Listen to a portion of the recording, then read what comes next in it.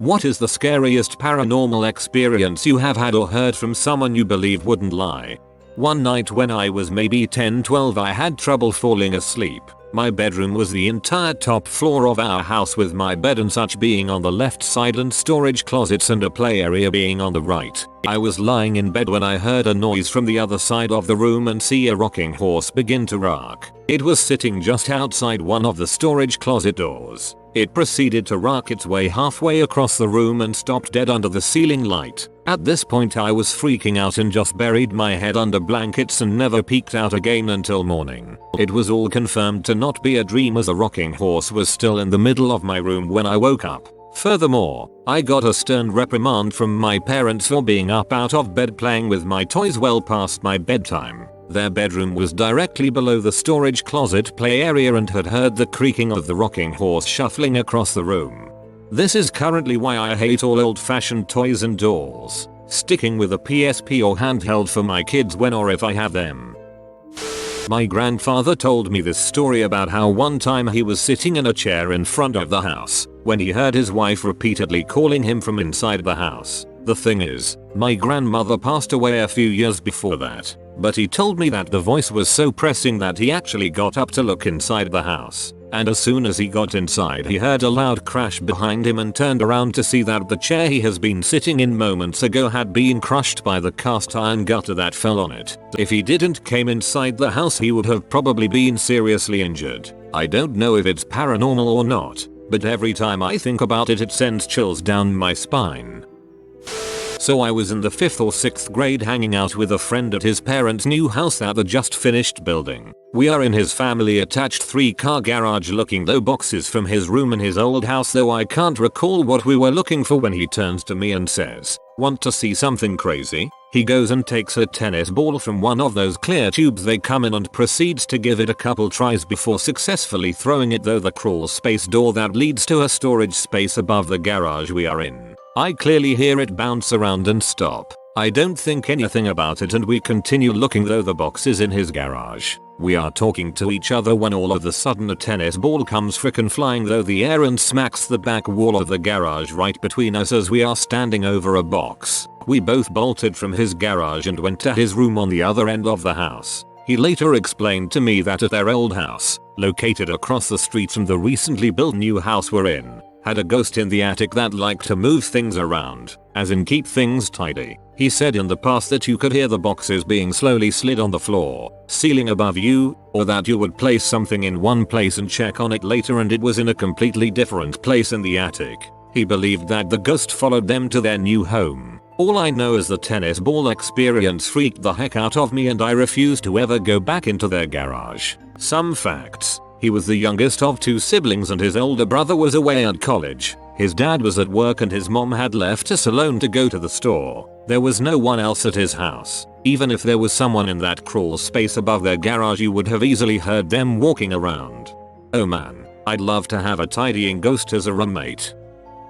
I haven't told this to anyone yet. This happened maybe 2 years ago. I was asleep taking a nap in the living room when I woke up to my dad saying, "Watch out for your mom." So I got up, went to look for my mom and found her passed out in the bathroom. She had really high blood pressure, to the point where internal organs were in danger. We could get help fast enough, so things could be settled with medications only. If my dad wouldn't have waken me up, things could have ended worse. He died 5 years prior to that event from leukemia. It was like 2 AM. I took my clothes off and went to sleep. A minute later something hit me at my head. It was one of my socks. When I take them off I throw them in a corner of my room, so someone threw it back at me. But there was no one in my room. Was alone 100%. May not sound so scary, but it was for me. That is actually really scary. According to my mother, my sister once went to her afraid of someone in her room, then gave a good physical description of my mother's father, who had been dead long before either of us were born. My sister had no reason to know what he looked like, not just because he was long dead, but because he was never in any of our family photos, because my mother hated him, because he was a pedophile. My dad once told me a story about one of his cousins. The cousin used to live with his family, wife and daughter, in an apartment building. On the floor above them, lived an old widowed woman whose young son, around 24-25, served in the Indian Army and had died during a bomb attack somewhere in North India. A few weeks after the funeral, my uncle started having dreams about the son who had died. He would tell my dad and his mom that the son keeps knocking on his door in the dream and just stands there once the door is opened. He had the same dream for 2 weeks straight until one night before dinner, he opened his front door to go down to the lobby and saw the son standing in front of him. He quickly shut the door, freaked out for a few minutes behind the door and opened it again to find the son still standing there. I'm not sure what happened right after, but my uncle then started seeing the son inside his apartment, and then it just stopped. He didn't see the son anymore. Maybe it actually happened or it was a psychological aftermath of overthinking about a death. It creeped me out regardless. My nephew lives with me in an old farmhouse built in the 1840s. When he was about 4, maybe 5, he told me that there was a little boy named Charlie who lived in our house. He said Charlie had never heard of video games and that Charlie's dad left him home all by himself. This was around the same time that he had an imaginary friend named Mr. Cat, who was an anthropomorphic cat, so I wrote it off. A couple weeks later I was shaving with the bathroom door open and thought I could see my nephew kind of looking in at me out of the corner of my eye. I stuck my head around and could see him from behind messing with an old china cabinet we keep important stuff in, and just as I walked into the room I could see my nephew sitting in the living room watching TV. He couldn't have crossed that much distance that fast or silently. I asked him about it and he said, oh yeah, that was Charlie. He says there's a really super book in there from when you were a little boy, and at the bottom of a stack of old documents and stuff in the china cabinet is a book I got as a gift when I was a kid. I didn't even know it was there. It was under 2 boxes of documents and couldn't be seen until the boxes were lifted out. The little boy didn't look like you think of ghosts. He wasn't transparent. He didn't float. He didn't look spooky. He just looked like a kid. Now I'm convinced that people see ghosts, or whatever they are, every day and don't realize it because they look just as real as we do. When I was 17, I went to my mate's house for some beers for his birthday. I probably only had about 5 drinks. Come the early hours of the morning, probably around 2-3 am, I head out to the kitchen for a drink. I pour a drink of water and turn around and take a sip, and as I'm swallowing I swear I hear footsteps. The ground in the entire room is all made up of tiles, so I hold my drink down and listen for a few seconds. Next thing I know, I hear fast footsteps in front of me running towards me, and suddenly a huge cold breeze blew right through me. At that point, I just freaked out and ran back for the bedroom. I ended up waking my friend up and telling him what happened, and we listened and could hear odd bangs and bumps from out there, but nothing out of the ordinary after that ever happened. I'll still always remember it though. Gives me goosebumps writing this. It's inside you now, just biding its time. Good luck with that. My mom and I lived with my grandma at her house for a while, after my grandpa passed away from the effects of a major stroke. At 14 years old, I woke up really early on the Christmas day after he'd passed. It was barely light outside. Under the tree, among the wrapped presents, while still half awake I could make out a new winter coat and hat laid out for me by mom. Then someone standing halfway in the doorway leading from the living room to the hall said to me, go back to bed, it's too early. Instead of going through the doorway, I took an alternate route upstairs to my room. All other bedroom doors were closed. Later in the morning, when everyone was up and about, my grandma said her alarm clock radio went off. She hadn't said that thing in forever. She only used it for the clock. During breakfast, I told the above story to mom and grandma. Mom then looked at grandma with wide eyes. All they could both say was, well, it wasn't me. I was still asleep. Not scary, but it's all I have.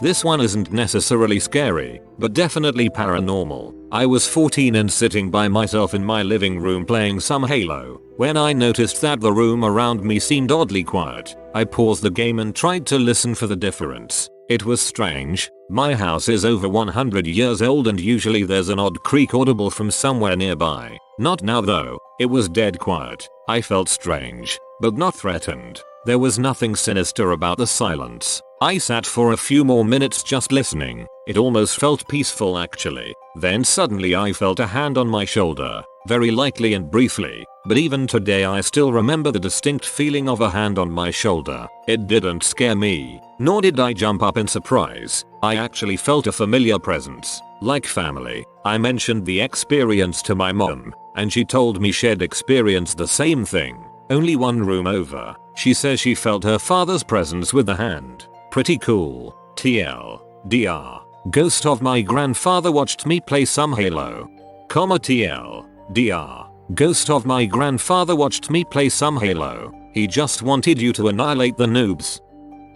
Before I was born, my father and mother had a small apartment together. My mother told me once she went in the basement and saw a woman standing at the base of the steps just staring up at her, and then she just vanished. Then my father was in the shower, one with a sliding glass door that you can barely make out what's on the other side, when a large figure walked up to the other side of the glass and banged on it, making it blow out. My mother found him in the fetal position in the shower covered in glass and no one was around. That last one made them move out. He confirmed it happened but doesn't like to talk about it. He's a relatively tough dude, so for something to scare him that much means a lot. Somewhere in between those two occurrences, they came home to find absolutely everything moved over about an inch. They realized this cause they're not very good at dusting.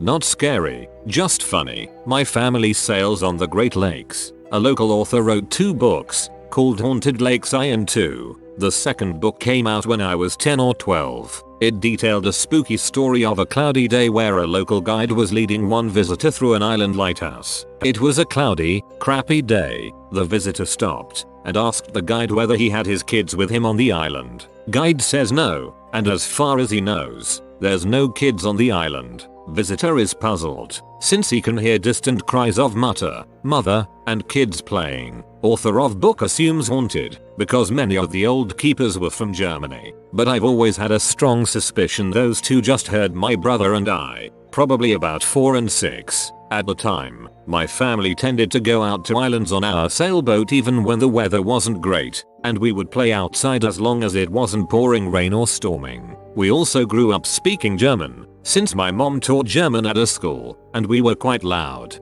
Finally, we had a small craft, and knew all the anchorages. If we had been on the island, no one might have seen us. So I think I got written into a book as a ghost.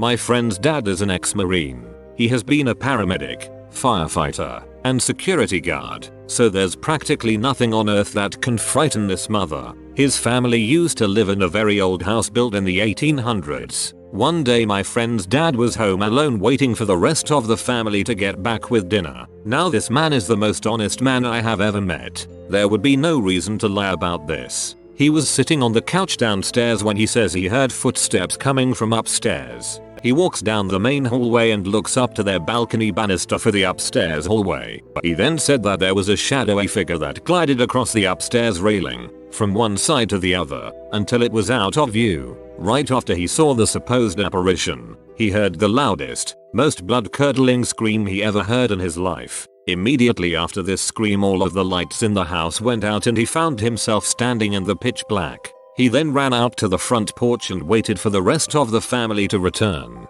My buddy said that when they got back he remembers the horrified look on his dad's face. He said he had never seen that look on him and has never seen it since. 2 weeks later they were moved out of the house and moved closer to where I live, which is how we became friends. While this story still gives me the creeps, I can't be too upset because I got my best friend out of the ordeal. If you are new to the channel, you can subscribe. I publish new videos every day. Until then, check another video, or don't. Either way, have a great day you magnificent people.